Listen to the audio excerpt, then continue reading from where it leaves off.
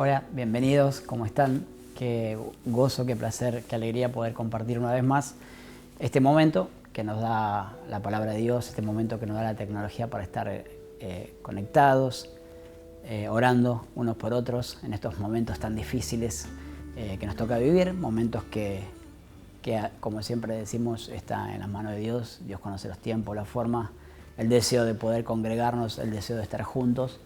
Pero bueno, Dios es bueno, misericordioso y permite que podamos estar unidos de esta manera, orando por aquellos que escuchan y van recibiendo por primera vez cada uno de estos mensajes, reflexiones, devocionales acerca del Evangelio, acerca de la palabra de Dios y esta comunión que tenemos también con los hermanos de todos lados, que oramos unos por otros y siempre deseando que Dios con todo esto haga grandes maravillas, grandes milagros, porque sobre todas las cosas sabemos que Dios tiene control de todo y tiene propósitos maravillosos.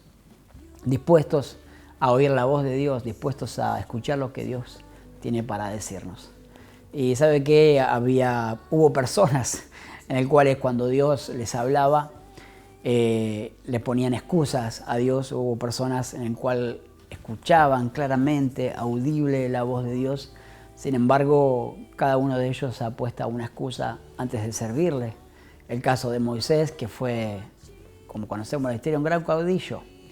Pero sin embargo, al oír la voz, solamente dijo: Señor, yo no sé hablar, soy tartamudo, me cuesta expresarme.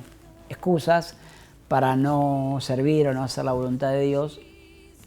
Cosas por las cuales Dios le dijo claramente que no tenía que preocuparse porque Él iba a ser el que lo iba a llevar adelante con este plan, con este propósito maravilloso de poder sacar a su pueblo de esclavitud.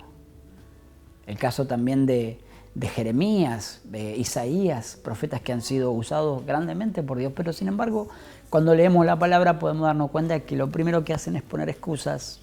Jeremías dijo: soy un niño, no sé hablar y también me cuesta, porque el Señor dijo: mira, no digas que sos un niño, porque en realidad esto no tiene nada que ver. Lo que vos vas a decir es lo que yo te voy a decir. Isaías enseguida dijo: no, yo soy un hombre de labios inmundos, o sea, ¿no?, que habita en un pueblo también de labios inmundos. Entonces Dios dijo: ¿y quién soy yo? ¿Acaso no te puedo santificar, no hacer de vos una nueva persona, ponerte como un muro para llevar mi mensaje? Y Dios así lo hizo, pero el ser humano pone excusas siempre al llamado de Dios. El ser humano siempre poniendo quizás intereses personales antes de poder expresarse acerca de hacer bien la voluntad o de querer hacer la voluntad de Dios. Y hay un profeta que nos llama mucho la atención y que es usado maravillosamente por las enseñanzas que tiene en las escuelas bíblicas con los niños, acerca de un profeta menor. Usted sabe que menor no es porque sean petizos o sean chicos, sino que por lo extenso de sus mensajes. Jonás era un profeta que hizo algo que no hicieron los demás. Si bien todos ponían excusas, Jonás, al oír la voz de Dios, simplemente huyó. Simplemente se fue. No hubo lugar para discutir con Dios o plantearle alguna situación, algún problema, alguna circunstancia emocional. Simplemente el profeta decidió huir de la presencia de Dios, como si eso pudiera ser factible, como si eso se pudiera hacer, ¿no? Huir de Dios es una cosa que no tiene sentido, no podemos huir de la presencia de Dios. Dios está en todos lados, Dios es un Dios poderoso, omnipotente, omnipresente. El salmista mismo dijo: Señor, ¿a dónde huiré de tu presencia? ¿No? Si me voy hasta arriba, allí estás tú; si me voy hasta abajo, también; si me voy a los costados, siempre el Señor está. Pero Jonás rompe con este patrón de dar excusas y simplemente escapa, huye de la voluntad de Dios. Dice los primeros pasajes de este profeta Jonás en el capítulo 1: vino palabra de Jehová a Jonás, hijo de Amiadad, diciendo: levántate y ve a Nínive, aquella gran ciudad, y pregona contra ella, porque ha subido su maldad delante de mí.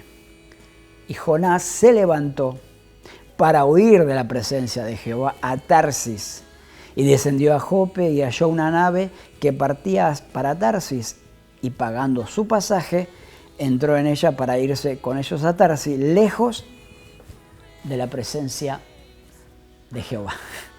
Qué bárbaro, que uno lo mira así realmente y quizás se despierta una sonrisa, porque la actitud de Jonás es realmente increíble.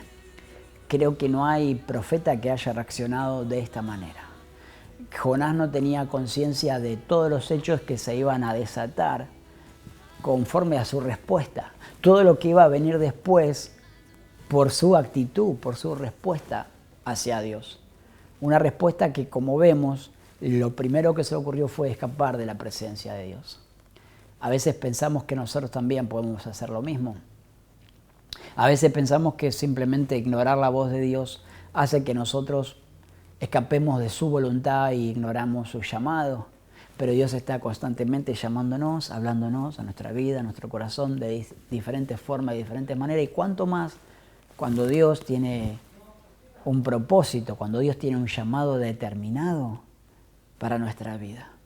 Y el profeta Jonás es usado en muchas lecciones, pero hay muchas cosas que podemos rescatar de este profeta, de cómo Dios usó la vida del profeta, primero para salvar a una nación que estaba, por supuesto, no dentro del pueblo de Dios. Nínive era la capital de Asiria de aquel momento.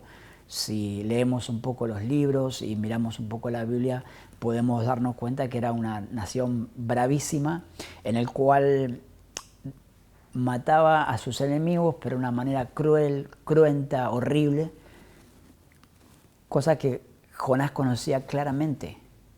Entonces Jonás lo que pretende es no hacer lisa y llanamente la voluntad de Dios, a pesar de que podía entender y comprender de que Dios tenía un propósito. Porque Jehová le dice, anda a Nínive y dile que su maldad ha llegado a mi presencia. Entonces Jonás podía comprender que Dios tenía un propósito con esa nación. Pero ¿qué pasa? En la vida de Jonás lo que había era prejuicios, era rencor, era un espíritu de no querer perdonar o no querer alcanzar el mensaje de Dios, porque Jonás conocía a Dios, Jonás sabía cuál era el carácter de Dios, y aún así, sabiendo cuál era ese carácter, esa forma de obrar de Dios, decidió huir. Y digo, a partir de acá se desatan diferentes momentos que pasan en la vida, este tramo de la vida del profeta. Por supuesto, él quería evitar todo esto, por eso lo primero que hace es huir. Es decir, él se sube a un barco que va exactamente en el sentido contrario donde Dios le había dicho que fuera. Nínive para allá, él iba para Tarsis, queriendo huir de la presencia de Dios, pero nada de eso iba a pasar. Digo, ¿cuáles son esas situaciones que se suceden? ¿Qué es lo que pasa? Conocemos la Escritura.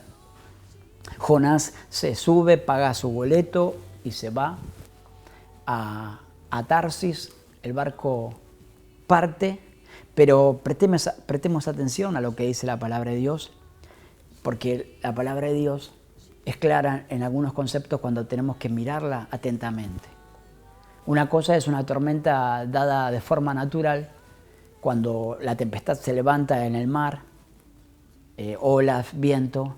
Pero atendamos bien la palabra de Dios. En el versículo 4 de este mismo capítulo dice, pero Jehová hizo levantar un gran viento en el mar, y hubo en el mar una tempestad tan grande que se pensó que se partía la nave. Es decir, no fueron efectos naturales de un viento o de la naturaleza actuando en forma normal en una tormenta, sino que, por el contrario, atentamente miremos la palabra de Dios, y el que provocó esto fue Dios. ¿Por qué lo provocó Dios? Porque Dios tenía un propósito con ese hijo que se estaba escapando, huyendo de la voz del Señor. esa persona, ese joven, ese hombre, que era un profeta, se suponía que era un profeta. El profeta, ¿cuál era su misión? El profeta estaba puesto por Dios para alcanzar el mensaje no solamente al pueblo de Dios, sino que evidentemente a todas las naciones que rodeaban al pueblo de Dios. Pero ¿cuál era el propósito del profeta? Llevar el mensaje de Dios a las personas. Entonces Jonás no estaba cumpliendo con este propósito, entonces Dios tenía que hacer algo. Cuando Dios levanta esta tormenta, acá pasa algo maravilloso. Los marineros tuvieron miedo. Los marineros tuvieron miedo, es decir, personas experimentadas que andaban en el mar, personas que eran duchas en todas estas cosas, podían tener miedo de una tormenta, de una simple tormenta. Evidentemente era muy grande y terrible esta tormenta, porque para que los marineros pudieran tener esta actitud de temer y como vemos y conocemos la Escritura, empezaron a tirar cosas del barco para aligerar la carga, para que no esté tan pesado y que se desprenda un poco más del agua, es decir, buscar los medios necesarios para que esto pueda calmarse. Pero al ver que esto no sucedía, había un muchacho, un hombre durmiendo en el barco, ya ellos clamando a cada uno a sus dioses y no sabiendo qué hacer, le despertaron a este hombre que evidentemente le dijeron, levántate y pedir a tu Dios que nos ayude en esta situación. Y se dieron cuenta que la cosa era muy grave. Y Jonás, más que él, sabía qué es lo que estaba sucediendo y qué es lo que estaba pasando. Tanto así que le dijeron, clama a tu Dios. Y él le dijo, yo sé por qué sucede esto. Sucede esto porque Dios, el creador del cielo y del mar, el cielo, de la tierra y el mar, me ha mandado y yo no obedecí. Le dice eso justo a los hombres quienes estaban padeciendo una situación, evidentemente ahora se dan cuenta que era por culpa de Jonás. Y había una solución, claramente, pero los hombres, teniendo cada uno su Dios, sabiendo de lo que era profanar a un Dios, no querían hacer lo que Jonás le dijo, arrójenme al mar, pero ellos tuvieron miedo también de esto. Pero Jonás le dijo que no había otra solución. Pero también podemos ver la actitud de Jonás. Jonás quería también, cayendo al agua, también morir. Listo, ya está. Me muero, no hago la voluntad de Dios, no voy a hacer lo que Dios me... En definitiva, no voy a hacer lo que Dios me mandó. Y cuando Jonás cae al agua, y vemos que este milagro maravilloso también sucede, que se calmó la tormenta, dice la palabra de Dios, y lo podemos ver, que Dios preparó un gran pez, el cual tragó a Jonás. Este pez tenía un propósito también determinado, poder tratar ahora profundamente con la vida del profeta. Ahora profundamente Dios tenía que hablar al corazón de Jonás para que Jonás pudiera darse cuenta por qué estaba haciendo lo que estaba haciendo. Llegado tal momento que Jonás se arrepiente y ora de una manera maravillosa, ¿no? Invoqué, dice, en mi angustia a Jehová, Él me oyó. El versículo 2 del capítulo 2. Desde el seno del Seol clamé y mi voz oíste. Me echaste, dice, a lo profundo en medio de los mares y me rodeó de la corriente. Todas tus ondas y tus olas pasaron sobre mí. Entonces dije, desechado soy de delante de tus ojos, más aún veré tu santo templo. Es decir, él ya se estaba despidiendo de este mundo, voy a ver a Dios, y su oración aún no era de total arrepentimiento, que no estaba obedeciendo la voz de Dios, sino que estaba diciendo, Señor, listo, me voy a tu presencia. Y tampoco ese era el propósito de Dios. Dios le había dicho a Jonás que pudiera dar ese mensaje a Nínive porque tenía un propósito con Nínive, a pesar de Jonás, a pesar de lo que Jonás era. A veces Dios tiene que bendecir a alguien, lo va a hacer a través de su vida, a pesar de lo que usted sea.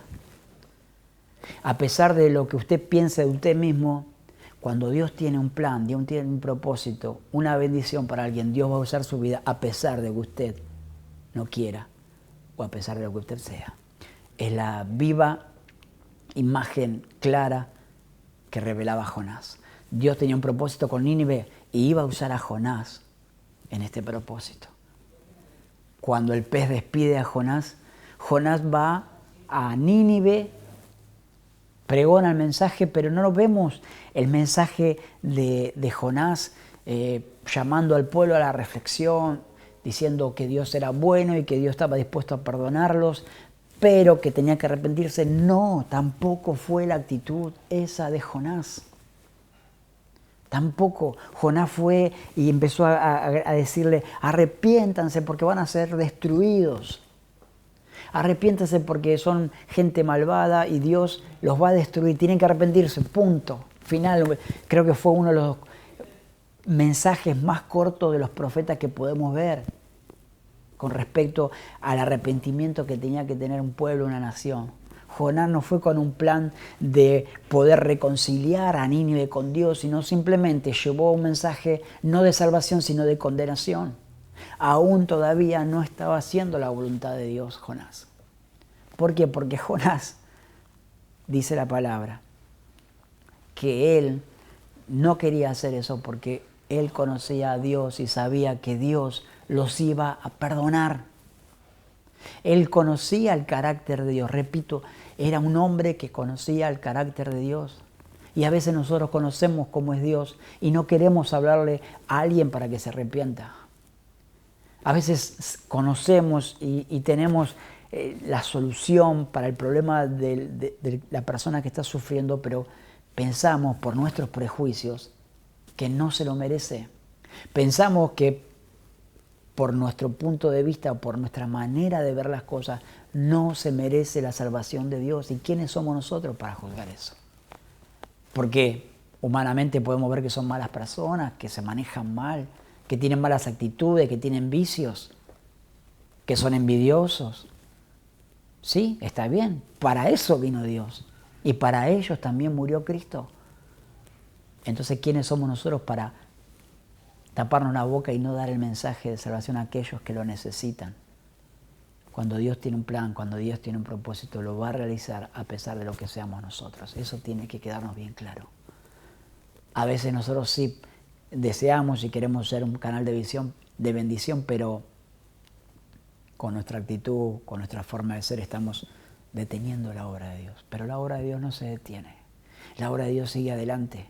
Y cuando Dios tiene un propósito para con las vidas, para con las almas, Dios va a cumplir ese propósito. Y así fue. Increíblemente, ese pueblo malvado de lo que conocía Jonás, que eran sangrientos, sanguinarios, se arrepintieron desde el rey hasta el último trabajador de ese pueblo. Hicieron luto, clamaron por la misericordia de Dios para que los perdonase. Se vistieron de cilicio, es decir, de ropa de negro, mostrando una actitud de arrepentimiento delante de Dios. ¿Y Dios qué hizo? Dios los perdonó. Dios detuvo su mano poderosa y el castigo que era, porque le dijo claramente, como el versículo que hemos leído, la maldad de ellos ha subido delante de mí, subió hasta la presencia de Dios, tanta maldad que había en este pueblo, pero sin embargo había una posibilidad de arrepentimiento. Esa posibilidad se la dio Dios. Jonás no se la quería dar.